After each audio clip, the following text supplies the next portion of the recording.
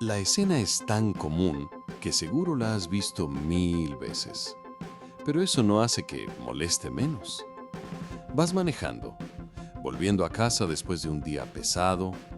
El tráfico avanza lento, en ese baile tranquilo de coches que aceleran y frenan suavemente. De repente, ves por el rabillo del ojo una mancha de color. Un coche de esos caros y lujosos. Da igual la marca, el mensaje es el mismo. Sin avisar, sin poner la direccional, el coche se mete a la fuerza en el pequeño espacio que hay entre tú y el de adelante. Tienes que frenar tan de golpe que el cinturón de seguridad se te clava. Por un segundo, sientes una mezcla de enojo y de no poder creer lo que acaba de pasar. Volteas a ver al conductor del otro coche y lo que ves es casi peor que la maniobra. Su cara de "no me importa nada". La persona está metida en su llamada, haciendo gestos, como si el caos que acaba de causar no fuera con ella, como si las leyes de la carretera y de la buena educación no existieran para él. Esta situación es una foto de una experiencia que casi todos hemos tenido. Quizás no fue con un coche, sino en el trabajo.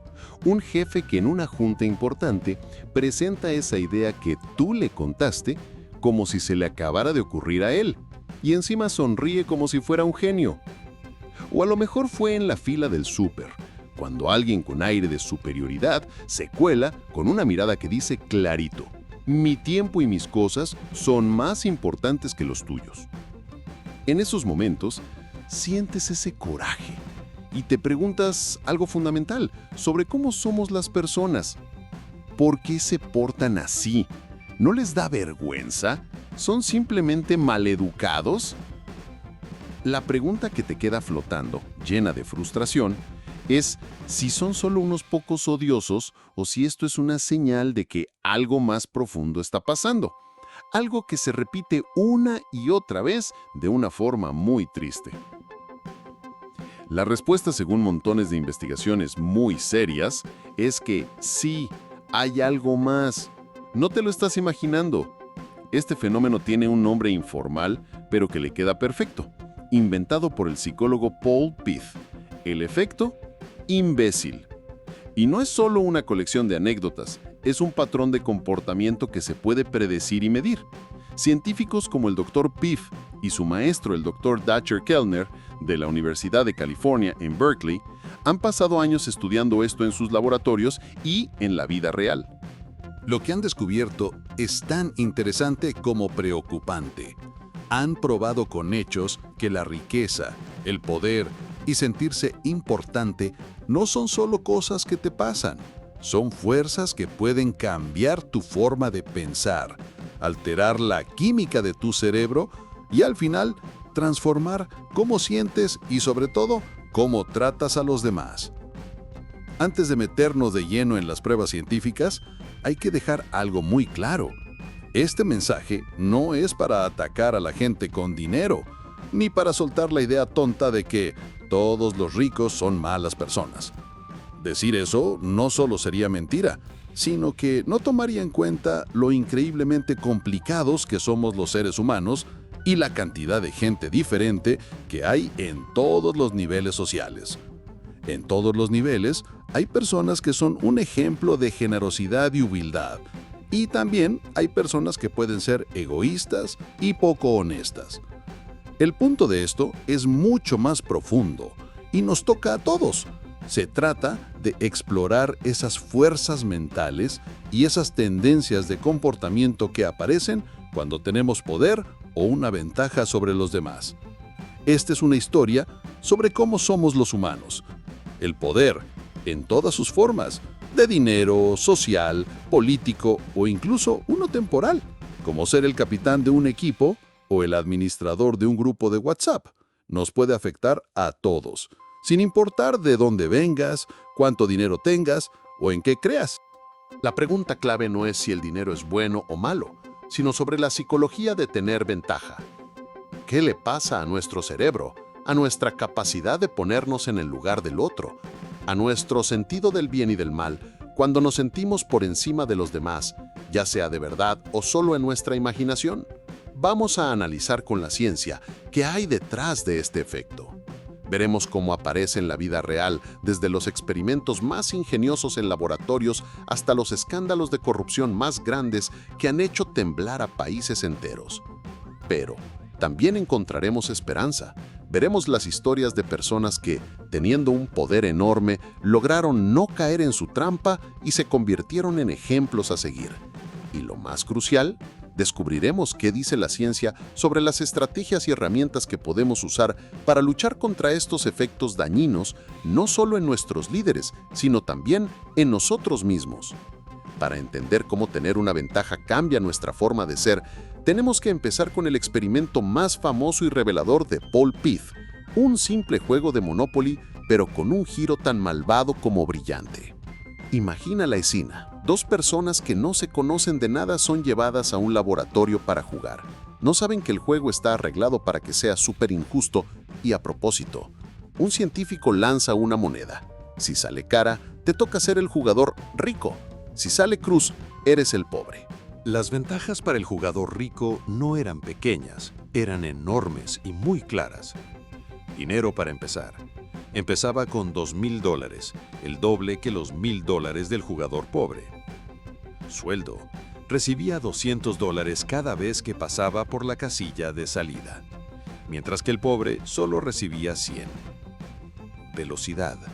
El jugador rico podía lanzar 2 dados, así que se movía mucho más rápido por el tablero y compraba propiedades sin parar. El jugador pobre solo tenía un dado. Era casi imposible que el jugador rico perdiera. El equipo de PEF observó a más de 100 parejas jugar por 15 minutos, grabando todo con cámaras escondidas. Lo que vieron fue un cambio en su forma de ser que era increíble y preocupante. Al principio del juego, el jugador rico se le notaba que estaba incómodo.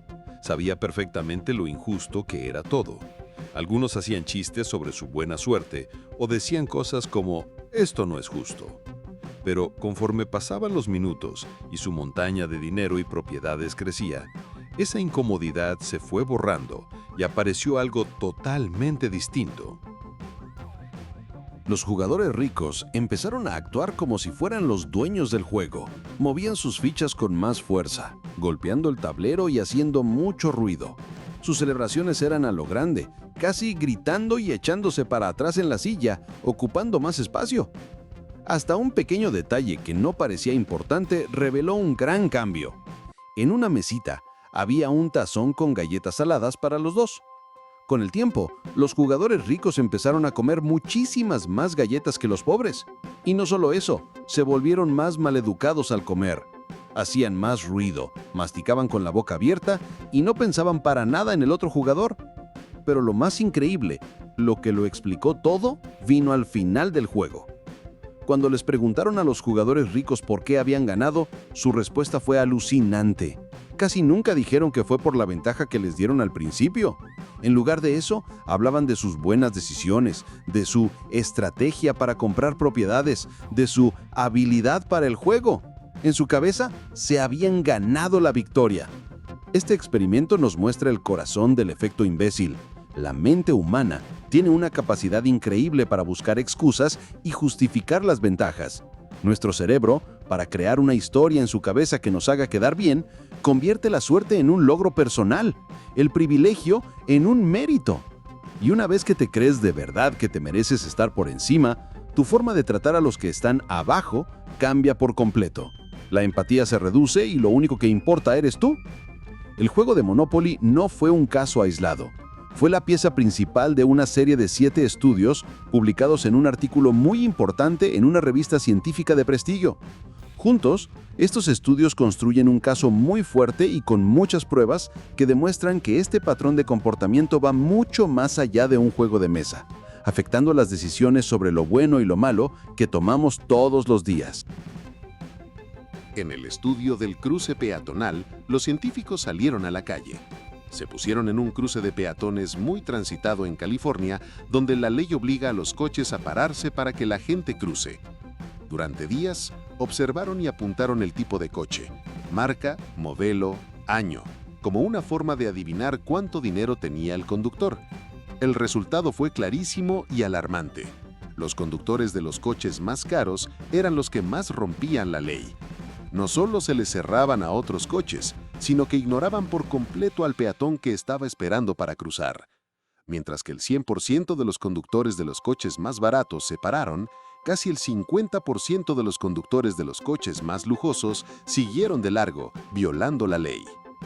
En el estudio de decisiones poco éticas, en el laboratorio les presentaron a los participantes varias situaciones hipotéticas con decisiones complicadas como quedarte con el cambio de más que te da un cajero, mentirle a un cliente para venderle algo o no declarar todos tus ingresos para pagar menos impuestos. Una y otra vez, la gente de clase alta estaba más de acuerdo con tomar estas decisiones poco éticas. En el estudio del frasco de dulces, les mostraron a los participantes un frasco de dulces y les dijeron bien claro, estos dulces son para unos niños que vienen a otro estudio, pero si quieren, pueden tomar algunos. Los resultados fueron directos. Los participantes más ricos tomaron en promedio el doble de dulces que los participantes de clase más baja. Este simple gesto demuestra que le daban más importancia a su propio antojo que al bienestar de los demás, incluso cuando esos otros eran un grupo que uno piensa que debería proteger, como los niños. En el estudio acerca de mentir en una negociación, organizaron un juego de rol sobre una entrevista de trabajo. Al participante que hacía de jefe, se le dijo en secreto que el puesto de trabajo que ofrecía iba a desaparecer pronto. Su misión era negociar el mejor contrato posible. Los participantes de clase alta mintieron mucho más al no decir toda la verdad, engañando al candidato para conseguir un mejor trato para ellos, escondiendo la información clave que habría cambiado todo. En el estudio de hacer trampa por dinero, los participantes jugaron un juego de dados en una computadora. Les dijeron que mientras más puntos sacaran, más chances tenían de ganar un premio de $50. El juego estaba trucado para que nadie pudiera sacar más de 12 puntos, pero cada quien tenía que reportar su propio resultado. La gente con ingresos de más de $150,000 al año mintió sobre sus puntos 4 veces más que la gente con ingresos de menos de $15,000. En el estudio de apoyar malas prácticas en el trabajo, les presentaron situaciones de trabajo que eran claramente incorrectas, como aceptar sobornos, robar cosas de la oficina o cobrar de más a los clientes. De nuevo, la gente de clase alta estuvo más dispuesta a apoyar estos comportamientos. ¿Qué es lo que conecta todo esto? Desde no dejar pasar a un peatón hasta mentir por $50. Los investigadores encontraron la razón principal en sus mentes: la codicia. En todos los estudios, la gente de clase alta tenía una visión más positiva de la codicia. No la veían como algo malo que daña a la sociedad, sino como algo bueno y útil. Esta forma de pensar era la que predecía que tomarían decisiones poco éticas. Resulta que las raíces del problema son una mezcla tóxica de narcisismo y sentirse con derecho a todo. Estos comportamientos no salen de la nada. Están conectados a formas de ser y de pensar que el dinero y el poder hacen que crezcan y se pongan peor. Otras investigaciones de Piff y su equipo encontraron una conexión muy clara y fuerte. Mientras más alto es el estatus de una persona, también suben sus niveles de narcisismo y de algo llamado sentimiento de privilegio psicológico, que no se trata de derechos legales. Es esa sensación personal que no se va y que aplicas a todo, de que te mereces más que los demás y que tienes derecho a un trato especial. Es la idea, que te crees de verdad, de que las reglas que valen para todos no necesariamente valen para ti. Y el narcisismo es creerse la gran cosa. Es una forma de ser en la que tienes una visión exagerada de ti mismo. Te centras solo en ti. Necesitas constantemente que los demás te digan que eres genial y no tienes mucha empatía, lo que te lleva a manipular a otros para conseguir lo que quieres. Para medir esto con el comportamiento, Piff hizo el estudio del espejo. Después de hacer una tarea en el laboratorio, observaban a la gente sin que se diera cuenta. El resultado fue sutil pero muy revelador. La gente más rica pasaba mucho más tiempo mirándose en un espejo que había cerca. Una señal en su comportamiento de que estaban más enfocados en sí mismos, una parte clave del narcisismo. Aquí es donde todas las piezas del rompecabezas se unen. El hecho de que los jugadores de Monopoly buscaran excusas para su victoria y la conexión entre riqueza y sentirse con derecho a todo no son cosas separadas. Son dos lados del mismo problema mental. Juntos nos muestran el motor que hace funcionar el efecto imbécil. Funciona así, a través de algo que los psicólogos llaman resolver un conflicto en tu cabeza, disonancia cognitiva. Es la incomodidad que sientes cuando tienes dos ideas que se contradicen. En este caso, idea A, tengo una gran ventaja sobre los demás, en un juego o en la vida. Idea B, quiero creer que el mundo es justo y que la gente recibe lo que se merece por su esfuerzo. Para resolver esta contradicción, tu mente casi nunca dice, el sistema es injusto y yo tuve suerte. Esa idea es incómoda y hace que te sientas mal contigo mismo. En cambio, la mente elige una explicación que te hace sentir mucho mejor. Si tengo esta ventaja, es porque me la merezco. Soy más listo, trabajo más duro, soy mejor. Así nace el sentimiento de privilegio psicológico. Es un truco que hace tu mente que transforma la suerte en un logro personal. Y una vez que esa idea se te mete bien adentro, tu idea de lo que está bien y mal se tuerce. Comportamientos que antes veías como malos, quitarle dulces a niños, mentir en un negocio, no ceder el paso, ya no los ves como romper las reglas. Los reinterpretas como tomar lo que es mío por derecho o ejercer mi privilegio. Este motor de autojustificación es lo que aísla a la gente con poder de la culpa o la empatía. No es solo codicia. Es un montón de ideas para darse la razón a uno mismo que protegen el ego y hacen que el comportamiento egoísta parezca correcto. Y explica por qué cuando les pides justicia o igualdad a los que se sienten con más derechos que los demás, es como si hablaras con una pared. Vamos a ver ahora cómo la gente buena puede cambiar para mal. Si Paul Piff nos mostró qué pasa cuando la gente tiene una ventaja, su maestro, Dacher Keltner, nos da una explicación profunda de por qué pasa, con su famosa teoría, la paradoja del poder. La paradoja, según Keltner, es una triste ironía sobre cómo funciona la influencia entre las personas. En contra de la idea de que para tener poder hay que ser cruel y tramposo, Keltner dice que, en la mayoría de los grupos humanos, desde tribus antiguas hasta equipos de trabajo de hoy, el poder no se arrebata, la gente te lo da. Los grupos suelen darle poder, estatus e influencia a las personas que demuestran las mejores cualidades humanas: empatía, generosidad, trabajo en equipo, inteligencia social y una preocupación real por el bienestar del grupo.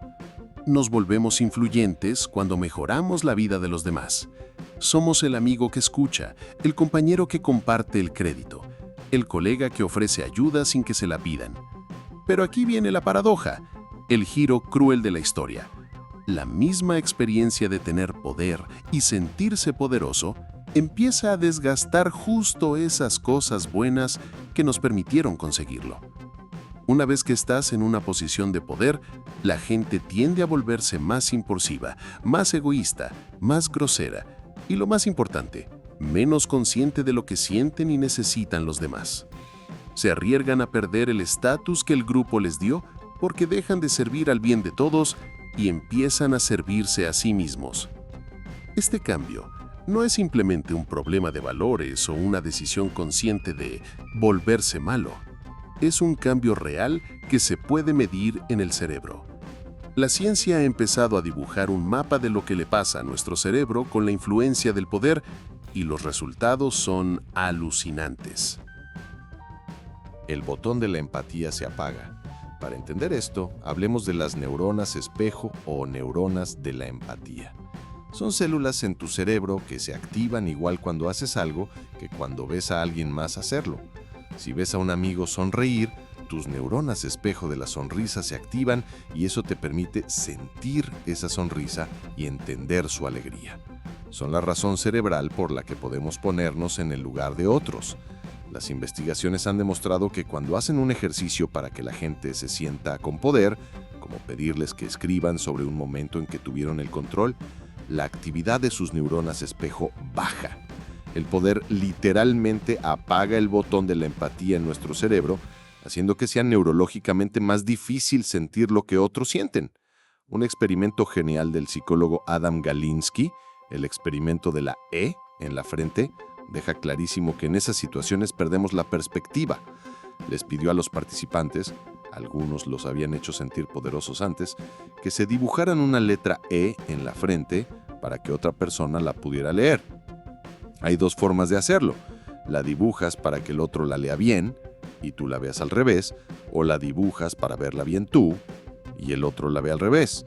Los resultados fueron muy reveladores. La gente que no se sentía poderosa dibujó la E para que el observador la pudiera leer, pero los que se sentían poderosos tenían 3 veces más probabilidades de dibujar la E para leerla bien ellos mismos, o sea, al revés para la otra persona. Es una prueba visual y muy fuerte de cómo el poder hace que solo pensemos en nosotros mismos y nos roba la capacidad de ver las cosas desde el punto de vista de otro. La comparación con el daño cerebral. Keltner usa una comparación fuerte pero que da en el clavo. El comportamiento de la gente con poder se parece mucho al de los pacientes que tienen dañada una parte del cerebro justo detrás de la frente, el lóbulo órbito-frontal. Esta zona es clave para controlar la empatía y las ganas de hacer algo sin pensar y para comportarse de forma adecuada en sociedad. Cuando esta área se daña, la gente se vuelve impulsiva, insensible y no entiende las señales sociales. El poder básicamente puede actuar como si esa parte del cerebro se apagara temporalmente, desactivando los circuitos que nos hacen ser personas consideradas y empáticas. La paradoja del poder no es solo una contradicción, es un círculo vicioso que al final te destruye. Empieza cuando una persona, por ser empática y pensar en el grupo, recibe poder. La experiencia de tener ese poder causa un cambio en el cerebro. Las neuronas espejo se debilitan, el egocentrismo crece. Este cambio cerebral lleva a comportamientos que ya no ayudan al grupo. Groserías, impulsividad, no importarle las necesidades de los demás. El grupo, que fue el que le dio el poder, se da cuenta de este cambio y empieza a quitarle su apoyo con chismes, resistencia y dañando su reputación. El líder, ahora más solo y sin apoyo real, puede empezar a usar formas más duras y manipuladoras para mantener el control, lo que solo hace que caiga más rápido. Este círculo vicioso explica por qué tantos líderes, empresas y movimientos políticos que empiezan con buenas intenciones y enfocados en la gente, parecen perder el rumbo y se convierten en algo egoísta y opresivo. Irónicamente, el premio por ser bueno con la gente contiene las causas cerebrales por las que al final la gente te da la espalda. Hablemos ahora de cuando el efecto imbécil domina al mundo. Cuando estos mecanismos en la cabeza de una persona se multiplican a nivel de gobiernos y empresas gigantes, los resultados pueden ser terribles. El sentimiento de una persona de que se lo merece todo se convierte en una corrupción que pudre todo el sistema, y la falta de empatía de un líder causa un daño masivo a muchísima gente. El caso de la estafa maestra en México es un ejemplo de libro texto de cómo la psicología del poder y el privilegio puede convertirse en un robo masivo al gobierno. El mecanismo era complicado, pero la idea era simple. Entre 2013 y 2014, 11 oficinas del gobierno federal, incluyendo algunas muy importantes como la Secretaría de Desarrollo Social y la Petrolera del Estado, Pemex, desviaron cantidades gigantes de dinero público. Lo hicieron a través de un truco de triangulación. Le daban contratos millonarios a universidades públicas por servicios que muchas veces no necesitaban o que las universidades ni siquiera podían ofrecer. Las universidades, en lugar de hacer el trabajo, se lo pasaban al 100% a una red de 128 empresas fantasma.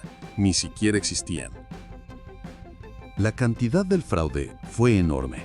Las primeras investigaciones de periodistas encontraron un desvío de al menos $192 millones, aunque otros análisis dicen que la cifra podría llegar a los $380 millones. Los detalles son tan absurdos que parecen un chiste malo. Empresas que recibían contratos millonarios tenían su dirección en un pequeño apartamento, en un terreno baldío o en direcciones que ni siquiera existían. Esto no fue simplemente un robo. Fue un sistema construido sobre la base mental del privilegio. Los altos funcionarios que participaron actuaron como si estuvieran convencidos de que tenían derecho a ese dinero público. La red complicada de oficinas de gobierno, universidades y empresas fantasma funcionó como una forma de darse excusas a sí mismos, muy parecido al juego de Monopoly arreglado. hizo que fuera difícil saber quién era el culpable y permitió que un comportamiento súper corrupto se disfrazara como negocios o trámites normales. Este tipo de corrupción en el sistema muchas veces se refleja en el comportamiento personal de los líderes. Durante ese mismo tiempo, el presidente de entonces, Enrique Peña Nieto, estuvo metido en el escándalo de la Casa Blanca, cuando se supo que su esposa había comprado una mansión de lujo de $7 millones a un empresario que recibía muchos contratos del gobierno. Esto levantó acusaciones de conflicto de intereses y corrupción. El privilegio en el sistema y el privilegio personal se alimentan el uno al otro, creando una cultura donde las reglas parecen ser solo para los de abajo. Sí, la estafa maestra nos muestra el privilegio en un sistema. La historia de Elizabeth Holmes y su empresa Theranos es el ejemplo perfecto del narcisismo en el mundo de los negocios y de las consecuencias catastróficas de la falta de empatía.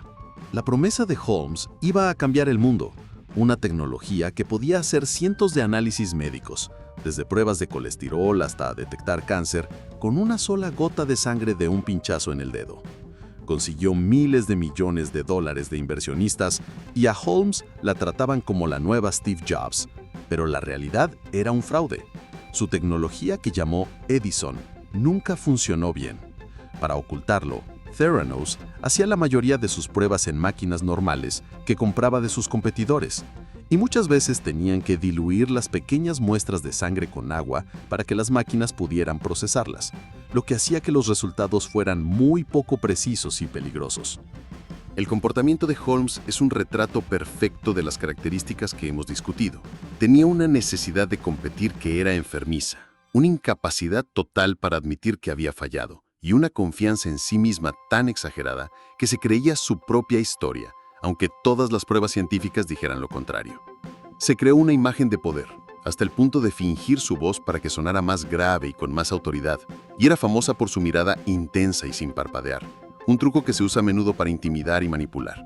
Pero lo más trágico del caso Theranos no es el dinero que se perdió, sino el costo humano. Aquí es donde la falta de empatía causada por el poder se vuelve mortal. La búsqueda narcisista de Holmes por el éxito y la admiración la llevó a ignorar por completo la salud de los pacientes que confiaban en su tecnología. Las historias son para romperle el corazón a cualquiera. Una mujer embarazada recibió un resultado de Theranos que decía que estaba perdiendo a su bebé. Por suerte, su embarazo estaba bien, pero la angustia y el miedo que sintió fueron terribles. Otra paciente recibió un falso positivo para anticuerpos del VIH, lo que la hundió en semanas de pánico y desesperación, hasta que otras pruebas confirmaron que el resultado era un error. Un hombre recibió resultados tan alarmantemente raros que su doctor lo mandó de urgencia a un hospital, creyendo que estaba a punto de tener un infarto. Las pruebas del hospital mostraron que estaba perfectamente sano. El caso Theranos demuestra el peligro máximo del efecto imbécil en el mundo de las empresas. La profunda falta de empatía de Holmes, alimentada por el poder, el estatus y una creencia narcisista en su propio destino, convirtió el sufrimiento real de los pacientes en un daño colateral sin importancia. Eran simplemente números, obstáculos en su camino a la grandeza. Por suerte, la historia no acaba aquí. La ciencia muestra que estos efectos son tendencias, no un destino que no se puede cambiar. Y el mundo real nos ofrece ejemplos extraordinarios de personas que, a pesar de tener un poder inmenso, lograron no caer en su influencia corruptora. Como un antídoto viviente a la arrogancia del poder, tenemos a José Pepe Mujica, presidente de Uruguay de 2010 a 2015. Su historia es una clase sobre cómo resistirse a la corrupción del poder.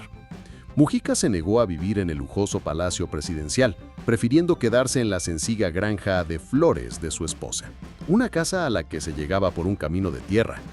Manejaba un Volkswagen Escarabajo de 1987.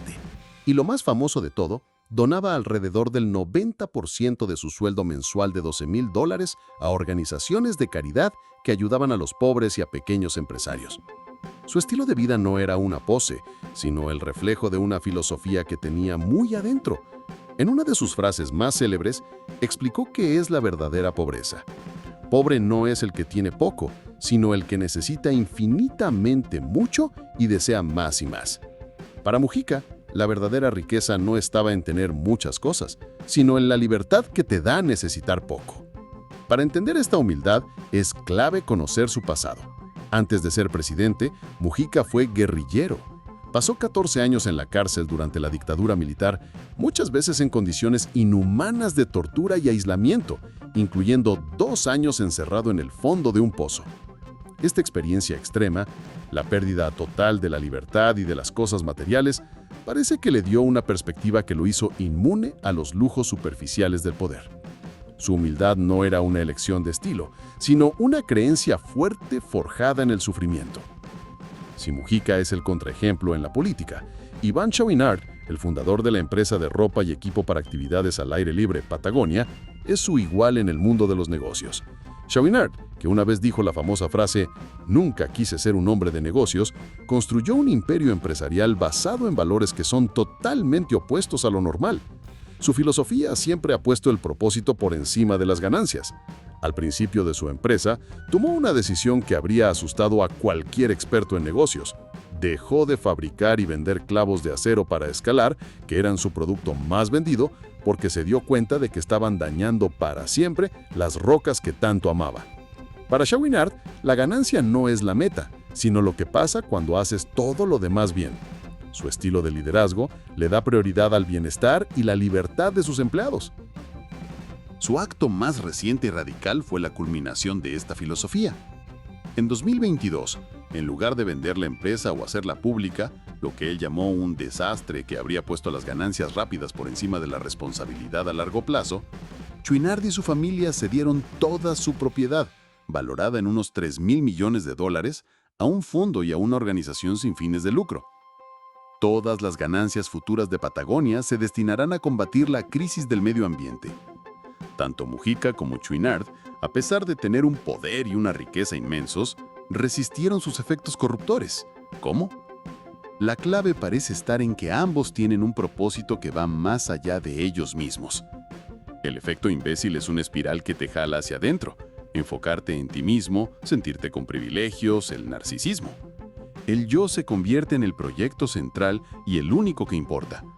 En cambio, el propósito de Mujica es el bienestar de los ciudadanos más pobres de Uruguay. El propósito de Chouinard es la salud del planeta. Ambos tienen una brújula externa y que piensa en los demás, que guía sus decisiones. Este enfoque hacia afuera actúa como un ancla para la mente. Ante una decisión, la pregunta más importante no es ¿qué gano yo con esto?, sino ¿qué es lo mejor para todos? Esta orientación constante hacia el bienestar de los demás contrarresta directamente el giro egoísta que causa el poder. Mantiene activos los circuitos de la empatía y mantiene a raya el sentimiento de privilegio. La humildad y la resistencia a la corrupción no son simplemente rasgos de una buena persona. Pueden ser el resultado práctico de tener un propósito más grande y muy arraigado que es más importante que el beneficio personal o el estatus. La misma ciencia que nos muestra el lado oscuro del poder también nos ilumina el camino para combatirlo. La investigación es clara. Estas son tendencias poderosas, pero no son nuestro destino. Podemos elegir un camino diferente. Los propios estudios de Paul Piff demuestran que la mentalidad que viene con el poder se puede moldear. En otros experimentos, descubrió que pequeños empujoncitos a la mente podían cambiar drásticamente el comportamiento de la gente. Por ejemplo, después de mostrarles a los participantes ricos un breve video de 46 segundos sobre la pobreza infantil, su disposición a ayudar a un extraño en una tarea que venía después aumentó hasta igualar a la de los participantes de clase baja. En otro estudio, el simple hecho de pedirles a los participantes ricos que escribieran 3 beneficios de cooperar y trabajar en comunidad redujo temporalmente su sentimiento de privilegio hasta casi igualar al de los participantes de clase más baja. Esto demuestra que la mentalidad de privilegio no es algo fijo, sino un estado mental que se puede cambiar.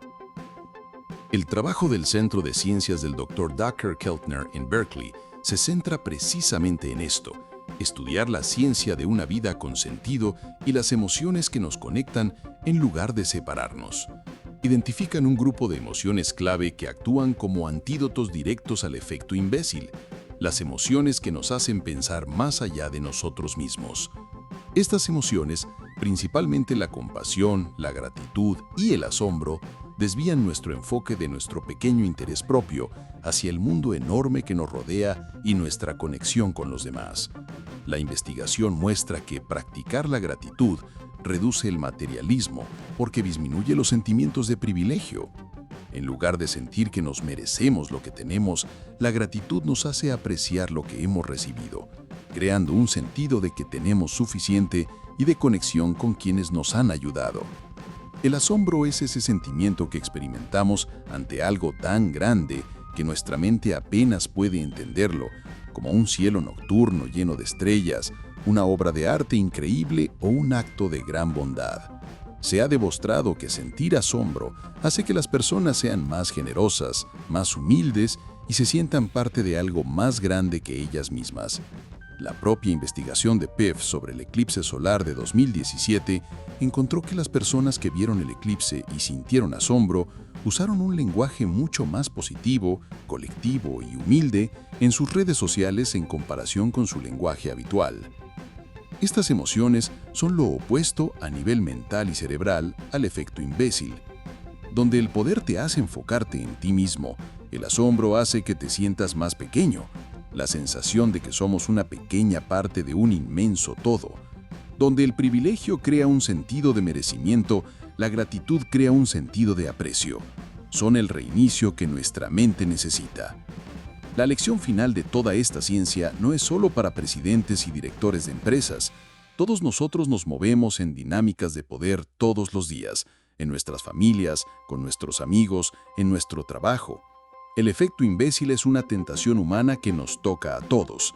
La pregunta es, ¿qué hacemos al respecto? Dacher Keltner ofrece 5 prácticas diarias para burlar la paradoja del poder y mantenernos conectados con nuestra mejor versión. 1. Date cuenta. Presta atención a tus propios sentimientos de poder. Nota cuándo aparecen y las tentaciones que traen. La de interrumpir, la de ignorar, la de ponerte a ti primero. Darse cuenta es el primer paso. 2. Practica la humildad. Recuerda que cualquier influencia que tengas es un privilegio que otros te han dado. Critica tus propias ideas y celebra lo que aportan los demás. 3. Enfócate en los demás y da. Haz que la generosidad sea un hábito. Escucha de verdad. Ofrece tu tiempo y tus recursos.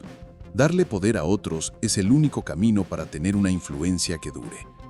4. Practica el respeto. Pregunta. Escucha con la intención de entender, no de responder. Ten curiosidad por las vidas de los demás. Reconócelos, agradéceles. 5. Cambia el ambiente. En tus interacciones diarias, busca activamente darle su lugar a las personas en posiciones de menor poder. Un simple acto de reconocimiento puede cambiar la dinámica mental de una conversación. La ciencia nos muestra el camino oscuro por el que el poder puede llevarnos, pero también ilumina los antídotos. Al elegir conscientemente cultivar la empatía, practicar la gratitud y buscar el asombro, podemos resistir la atracción de nuestros peores impulsos. Podemos exigir más de nuestros líderes y podemos convertirnos en mejores líderes nosotros mismos. La elección final es construir un mundo donde el poder sirva a la mayoría, no solo a unos pocos. Y esa es una elección que no solo hacemos en las elecciones o en las juntas directivas, sino en cada interacción humana, cada día. La lucha contra el efecto imbécil comienza aquí y ahora, con cada uno de nosotros. El siglo XXI ha creado nuevos escenarios donde el poder se gana y se ejerce de formas que antes eran inimaginables. Las dinámicas que observaron Piff y Keltner en el laboratorio y en la calle ahora se replican a la velocidad de la luz en el mundo digital. El poder ya no es solo tener dinero o un cargo. Puede ser tener 1 millón de seguidores, ser el administrador de un grupo popular o simplemente esconderse detrás del anonimato. Piensa en la figura del influencer. Es un ejemplo perfecto de la paradoja del poder de Keltner. La mayoría de los influencers exitosos no empezaron siendo famosos. Ganaron influencia porque eran buenos conectando con la gente. Mostraban empatía, compartían experiencias con las que su audiencia se identificaba, creaban una comunidad. El poder, en forma de seguidores y atención, les fue otorgado por el grupo. Pero ¿qué pasa después? A menudo vemos el efecto imbécil en acción. La desconexión empática. A medida que los números crecen, la audiencia deja de ser un grupo de individuos para convertirse en una métrica abstracta. Mis 2 millones de seguidores. La presión por mantener el estatus y los contratos con las marcas puede superar la preocupación genuina por la comunidad. Esto se ve cuando promocionan productos de mala calidad o incluso estafas, mostrando una clara falta de consideración por el bienestar y el dinero de las personas que le dieron el poder en primer lugar. Es el equivalente digital a tomar los dulces del frasco de los niños. Se prioriza una ganancia personal a corto plazo sobre la confianza del grupo. El privilegio y el narcisismo digital. Muchos influencers desarrollan un fuerte sentimiento de privilegio psicológico. Empiezan a creer que merecen trato especial, regalos, viajes gratis, trato preferencial. Se ofenden profundamente ante la crítica, por muy constructiva que sea, viéndola como un ataque personal de haters envidiosos. Esta es una manifestación clásica de la fragilidad del ego narcisista. Su comportamiento en el mundo real a menudo refleja esto, con escándalos de maltrato a personal de servicio o exigencias desmedidas, como si las reglas normales no se aplicaran a ellos. La racionalización de la ventaja.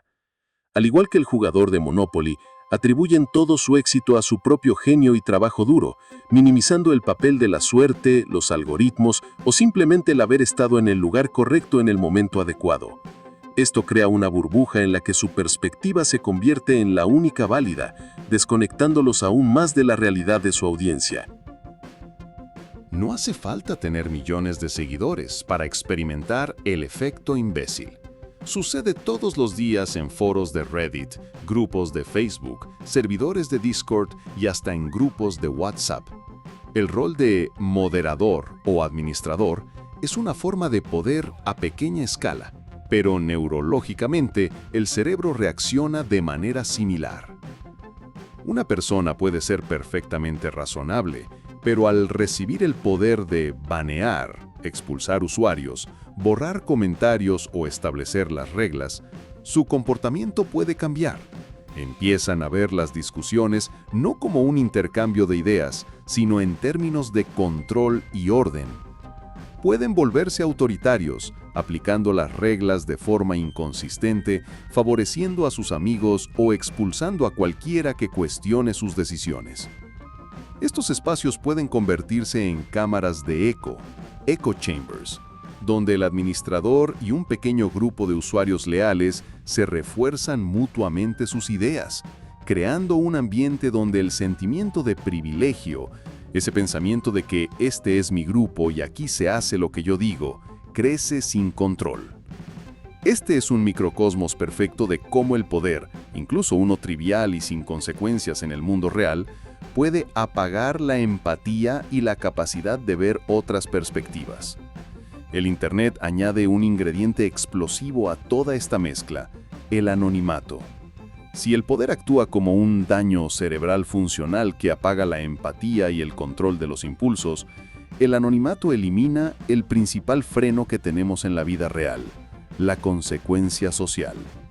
Cuando nadie sabe quién eres, el miedo a dañar tu reputación, a ser juzgado por tu comunidad o a enfrentar consecuencias directas desaparece. Esto permite que los peores impulsos asociados al efecto imbécil se manifiesten sin filtro. El troll de Internet que disfruta causando dolor, el cyberbully que acosa a otros para sentirse poderoso, o la persona que deja comentarios llenos de odio, están a menudo bajo la influencia de esta doble dosis de poder, el poder del anonimato y el poder de poder afectar emocionalmente a otra persona con un simple clic. Es la versión más pura del comportamiento egoísta y sin empatía, porque no hay ninguna estructura social que lo castigue. El efecto imbécil es contagioso.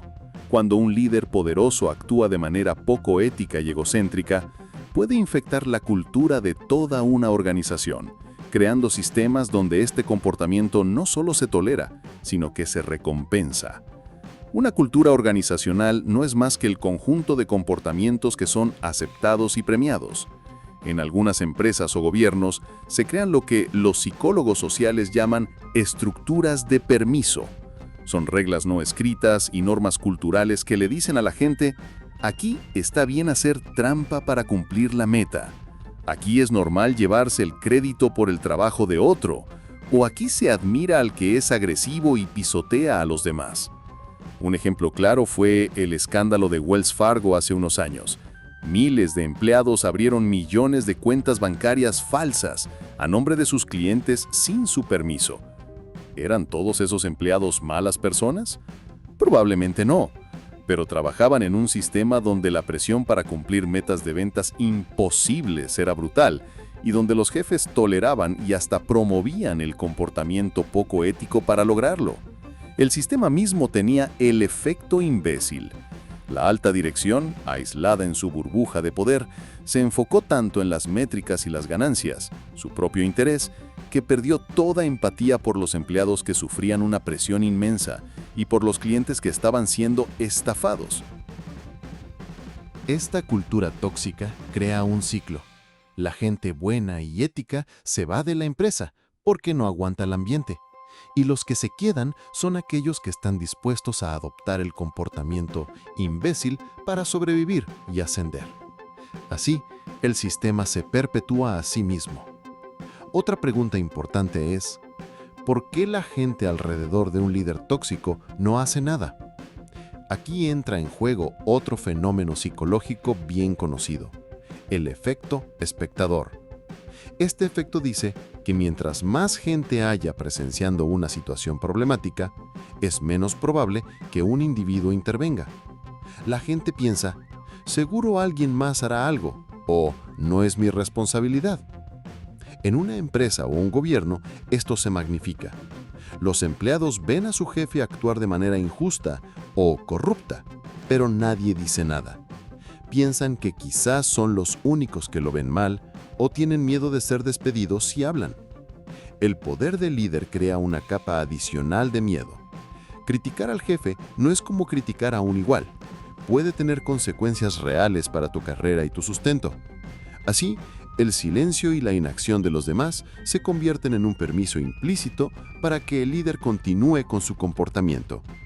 La gente buena se vuelve cómplice pasiva, no por maldad, sino por un sistema que castiga a los que se atreven a desafiar el poder.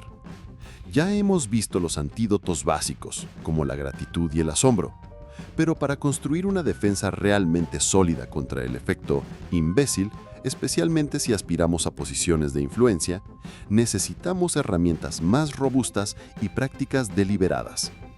Una de las prácticas de Keltner es practicar la humildad. Pero, ¿cómo se hace eso de forma concreta? Una estrategia poderosa es crear intencionalmente un consejo de críticos o una red de desafío. El poder aísla. La gente empieza a decirte lo que quieres oír, por miedo o para obtener favores.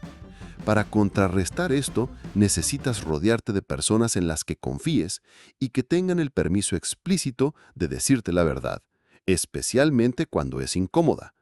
Personas que te digan, esa idea no es buena. Hoy fuiste un imbécil en esa reunión. O estás empezando a creerte demasiado tu propia propaganda.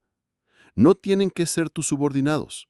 Pueden ser un mentor, un amigo de toda la vida, tu pareja o un grupo de colegas de confianza. La clave es buscar activamente la crítica honesta. Esto funciona como un sistema inmunológico para el ego. Cada vez que recibes una crítica constructiva, se fortalece tu humildad y se mantiene a raya el narcisismo. Los líderes más sabios de la historia no se rodeaban de aduladores, sino de consejeros que no tenían miedo de discrepar. La historia de José Mujica nos enseña algo fundamental. Sus experiencias de sufrimiento extremo lo vacunaron contra las trampas superficiales del poder.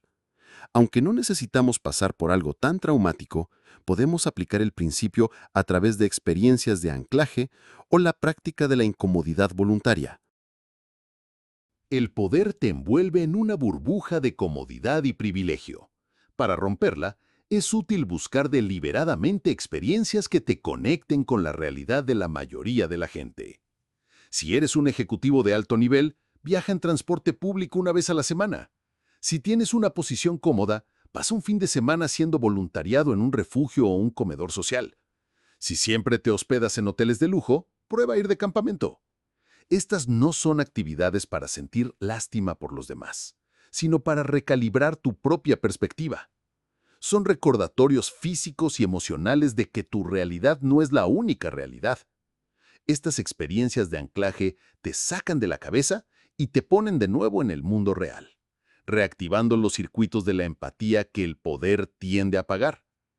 En última instancia, el efecto imbécil es el resultado de una definición muy estrecha y vertical del éxito. Es la idea de que la vida es una escalera y el objetivo es subir lo más alto posible, incluso si eso significa pisar a otros en el camino. Cada peldaño que subes te aísla más de los que están abajo. Un antídoto final y profundo es cambiar conscientemente esta metáfora. En lugar de una escalera vertical, podemos visualizar el éxito de forma horizontal, como un círculo de influencia que se expande. Desde esta perspectiva, el éxito no se mide por cuán alto llegas o cuánta gente tienes debajo de ti. Se mide por el radio de tu círculo. ¿A cuántas personas has impactado positivamente? ¿Cuán fuerte y sana es la comunidad que has ayudado a construir? ¿Qué tan bueno es el trabajo en equipo que fomentas? ¿Qué legado de colaboración y empoderamiento dejas atrás? Este cambio de mentalidad lo transforma todo. Ya no buscas poder sobre los demás, sino poder con los demás. Tu ambición se canaliza no hacia la autoglorificación, sino hacia el bien común. Y al hacerlo, no solo te proteges a ti mismo del efecto imbécil, sino que te conviertes en el tipo de líder que la gente elige seguir, no por obligación o miedo, sino por respeto y admiración genuina. Te conviertes en el antídoto.